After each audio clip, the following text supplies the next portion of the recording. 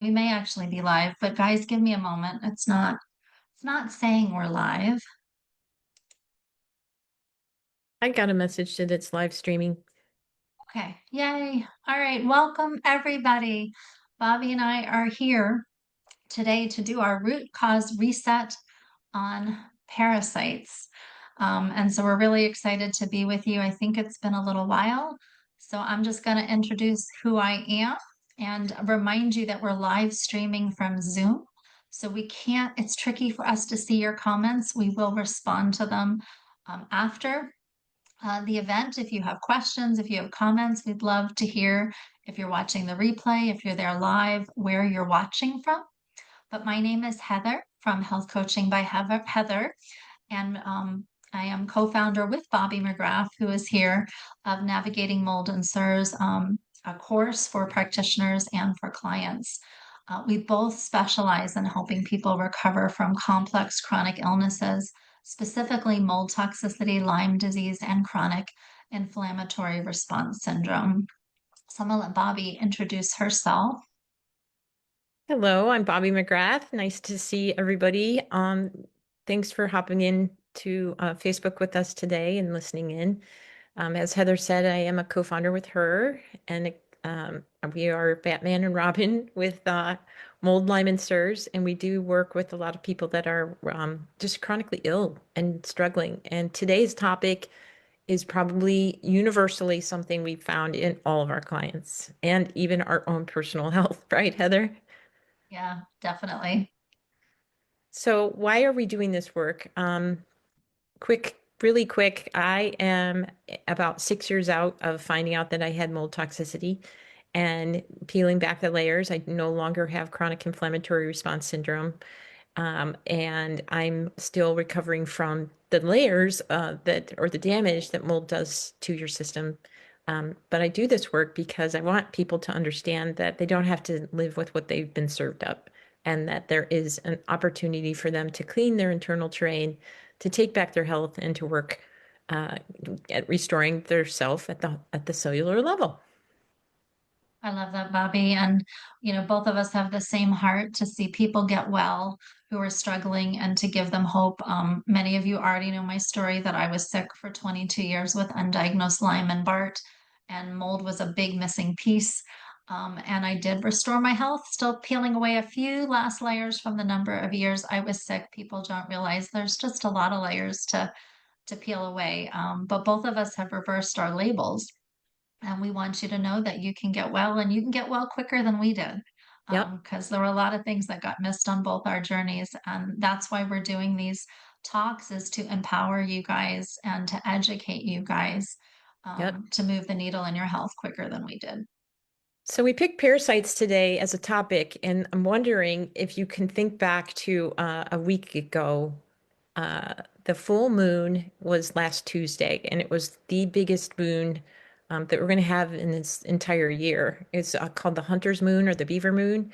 It's the closest to Earth at that time, and that's why it was so big. But it also has a lot of impact on our mood, our eating habits, our sleep, and things like that. And parasites are part of that.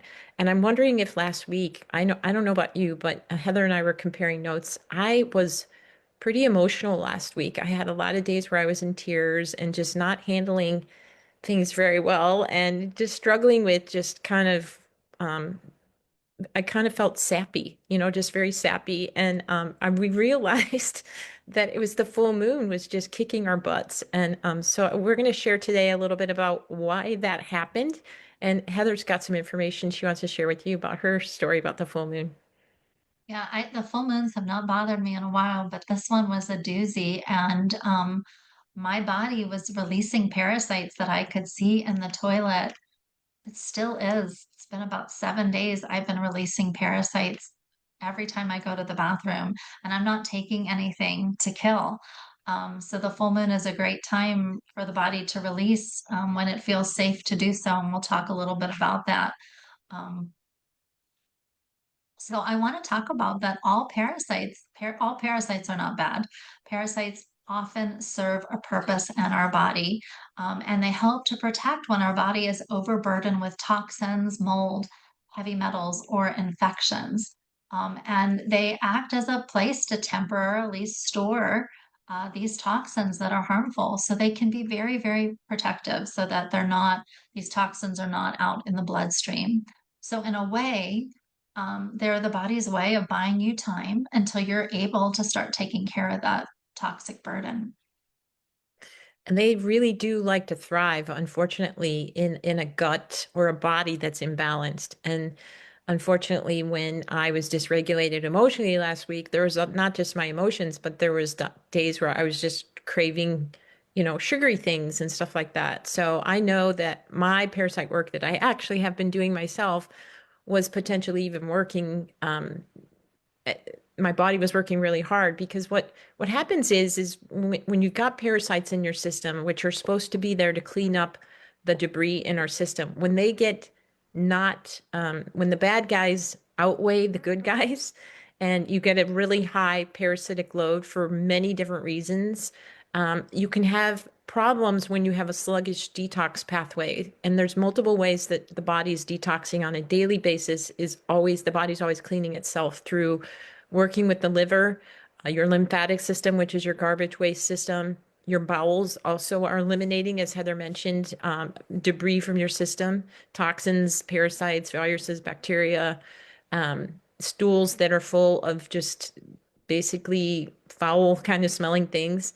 But that's all coming from attached to the bile that's coming out of the liver. So there's a whole universe going on down there, a microbiome that's basically in charge of what a lot of what's going on in the body. And when our body is inflamed and our detox pathways are too full or overflowing or overwhelmed and not moving, like if you think of a stream that's flowing, you're typically not going to see that muck and that gook on the top of the water.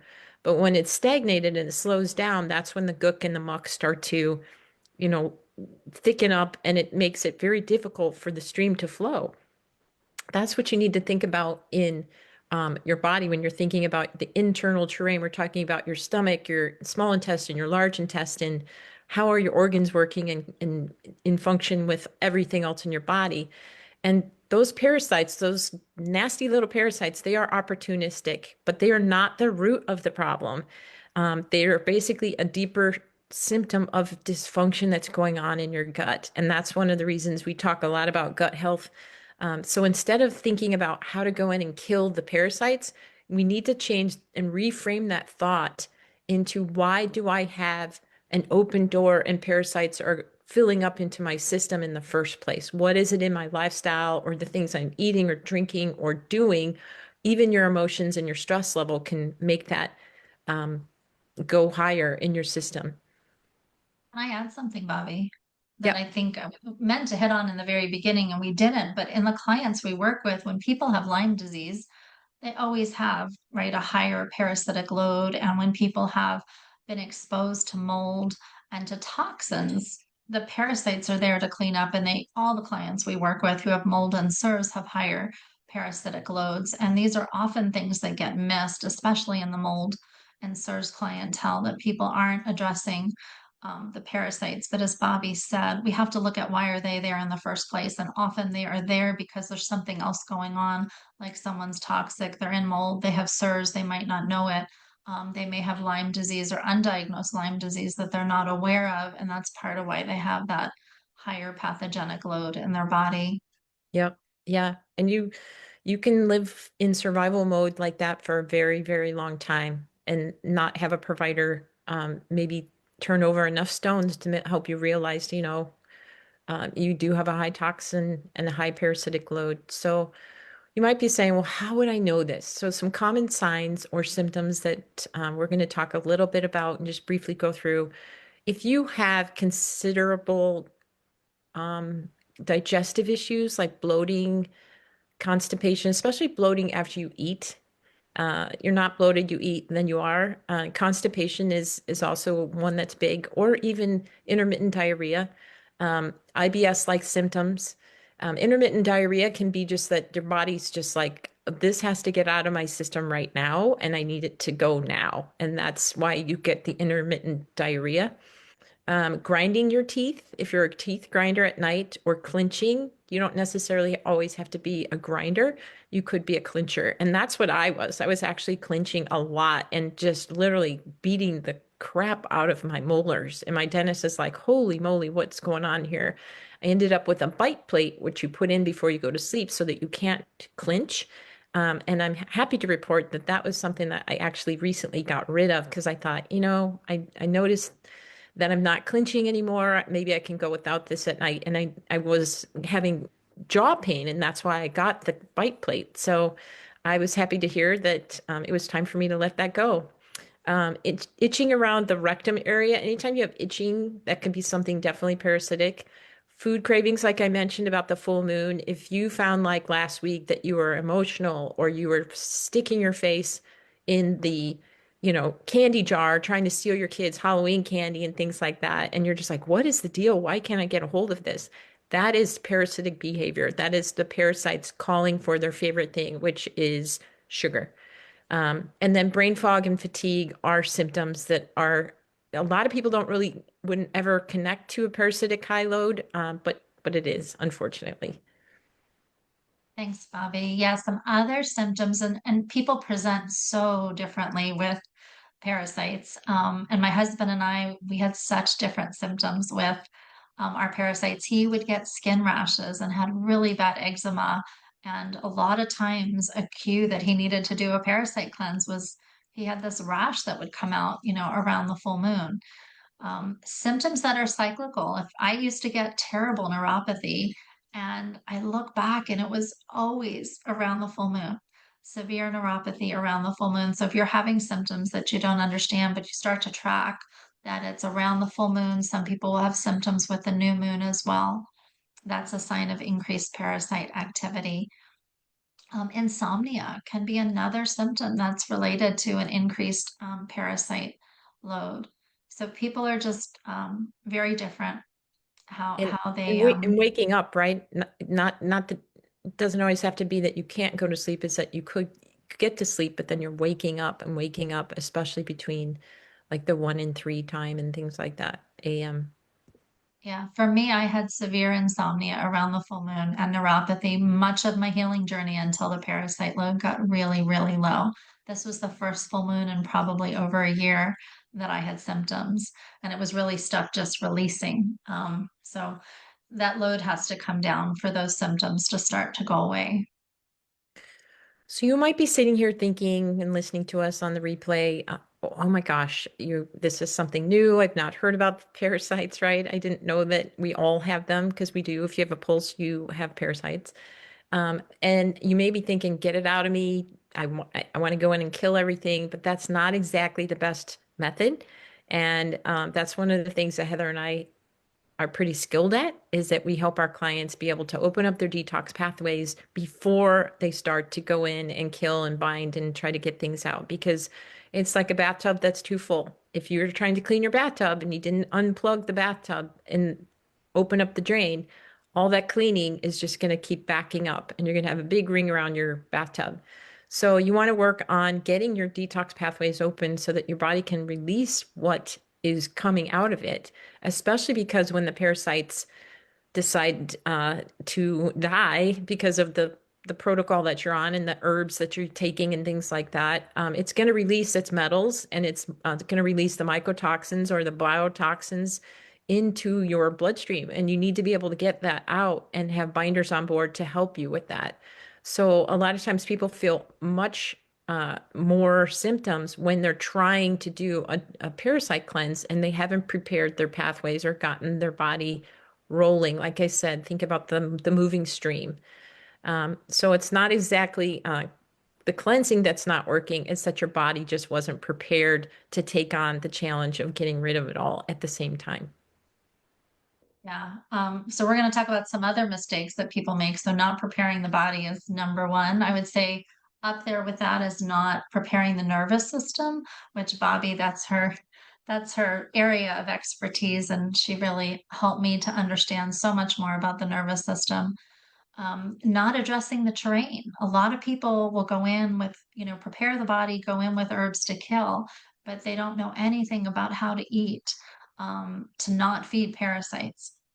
And that's something we do a lot of, and we want to not feed them. So we don't want to be feeding them processed food, inflammatory food, sugar, or dairy.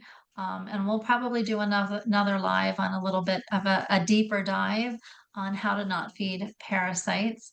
And a lot of people think, I'm just going to do a cleanse. I just have one parasite. I'm just going to do a cleanse and I'm good. And that is so far from the truth. We have so many more parasites in our body than we realize. The longer you've been sick, probably the higher pathogenic load you have, and it's going to take numerous parasite cleanses and then shifting the internal terrain so the body can start to release things on its own. The other thing that gets missed is not using binders and not using them properly because most of the time if you're doing a parasite cleanse they are releasing these toxins and chemicals, and if that stream is flowing and your drainage pathways are open you're probably going to do well with a binder to help mop up those toxins that are being released by the pathogens, especially if you're feeling rather miserable with your parasite cleanse and you're feeling worse and you're feeling like you're having a Herx reaction. But it's about finding the right binder for you at the right dose. um, that's which you're really a pro at. important. You Yeah, are a pro that's at it. definitely that is my gifting to Yes, it be able is. to do that. Yeah. So how often do you think maybe people are thinking like, how often do I have to do this? And if you're healthy, meaning like you don't have a lot of chronic conditions, um, I would say once or twice a year. And we were talking when we were preparing for this live that way back in the day, people that was just part of living. You did some type of cleanse seasonally or twice a year. Our probably our great grandparents probably did that as a part of the way they lived. That was just how they did it. But most people would benefit from at least 1 to 2 full parasite cleanses per year, meaning you clean up the system, you bring in the herbs, and you hopefully pair it with a full moon to get the most benefit out of it. And we're going to talk it in part two, because there is going to be a part two, what the heck happens in during a full moon that makes it so that our body can release more parasites, and why is it more active during that time? Um, the, those people with chronic illnesses and ongoing symptoms, like Heather mentioned, may need like a longer parasite cleanse or seasonal protocols. Every, let's say, 3 full moons in a row or something like that, 3 months in a row. Because like when you have autoimmunity or Lyme disease, or you have a high pathogenic load from, say, tick bites and things like that, or you have mycotoxins, your body's got a lot of junk in the trunk, and your body needs to cleanse that out along with the parasites to help clean up the terrain. And the full moon is often the best time to do that because of the hormonal shifts that happen during the full moon, and our neurotransmitters, which we'll get into next time. And just so you guys know, so the next full moon is December 4th. So you may want to mark it on your calendar. And if you notice you're having symptoms, even up to 7 days before the full moon, my phone will blow up often before the full moon with patients who are having symptoms. You may want to make note of that. And if you notice your symptoms start to get better a few days after the full moon, that's really classic parasite activity that we can address, very easily. So what we want to do is really make the body a place internally where parasites want to leave. That's what Bobby and I do with clients. We help create that internal terrain that the body can get rid of what doesn't belong there, parasites and other pathogens. And that happens, number one, when the nervous system is addressed and the body feels safe. Number two, and you've heard us talk about it in our other lives about supporting the drainage pathways, the bowels, the liver, the gallbladder, the lymph, the kidneys, the lungs, the breath. We want to nourish the body. We want to be feeding the cells. We want to gently detox. We want to be addressing other pathogens.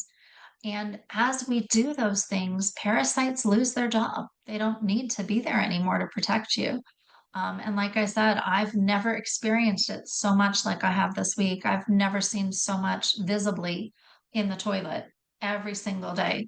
And sometimes we don't see parasites. I want you to know that they can be microscopic, and sometimes we do. And it can be a little weird, but it can also be exciting because you know the stuff that's not supposed to be there is leaving. And that's what we want to do is create that internal environment that these things don't have a reason to stick around and to be there. So just that reminder that these parasites aren't the villains, they are this messenger that Bobby mentioned before that are showing us there's an issue with your terrain. That's usually due to toxicity and higher pathogenic loads, potentially mold or Lyme. And we need to get to the underlying root for you to be able to get well and to support that. And when we clean up the terrain, they don't have that reason to stay. And also, when we clean up the terrain, your body's healthier.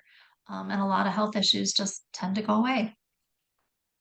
So we're going to wrap it up. We want to make sure that you understand the parasites are rarely the only issue. So just doing a parasite cleanse isn't going to just take care of all of your issues, but you want to address it in the right order. As we mentioned earlier, going in and with, a blowtorch and killing everything is going to probably make you pretty sick. And that's not what we want to be doing to yourself as you're heading into the holidays. After you open the detox pathways and the drainage pathways, we often see major shifts in people's energy and their brain clarity. I know that when I was coming out of being super sick with mold and starting to do the parasite cleanses, it was nice to be able to feel like myself again as far as my brain clarity. It brings down the inflammation as well. Um, and if this is something that you're getting poked right now, let's say you're thinking, wow, these ladies are speaking to me directly to me, direct message us, ask for help. We can help you with this. It's not, it makes sounds kind of crazy to do a parasite cleanse, but surprisingly, once you've done one, then it becomes kind of old hat.